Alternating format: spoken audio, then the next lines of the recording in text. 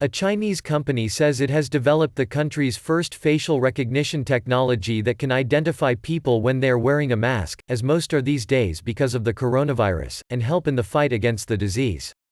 China employs some of the world's most sophisticated systems of electronic surveillance, including facial recognition. But the coronavirus, which emerged in Hubei province late last year, has resulted in almost everyone wearing a surgical mask outdoors in the hope of warding off the virus, posing a particular problem for surveillance. Now Hanwang Technology Limited, which also goes by the English name Hanvan, said it has come up technology that can successfully recognize people even when they are wearing masks. If connected to a temperature sensor, it can measure body temperature while identifying the person's name, and then the system would process the result. Say, if it detects a temperature over 38 degrees, Hanwang Vice President Huang Lei told Reuters in an interview. The Beijing-based firm said a team of 20 staff used core technology developed over the past 10 years, a sample database of about 6 million unmasked faces and a much smaller database of masked faces, to develop the technology. The team began work on the system in January, as the coronavirus outbreak gathered pace, and began rolling it out to the market after just a month. It sells two main types of products that use the technology. One performs single-channel recognition that is best used at, for example, entrances to office buildings. The other, more powerful, product is a multi-channel recognition system that uses multiple surveillance cameras. It can identify everyone in a crowd of up to 30 people within a second, Huang says.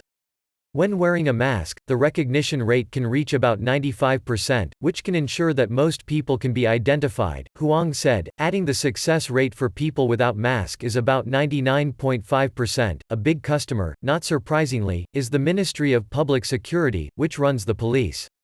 Using Hanwang's technology, the ministry can cross-reference images with its own database of names and other information and then identify and track people as they move about, Huang said.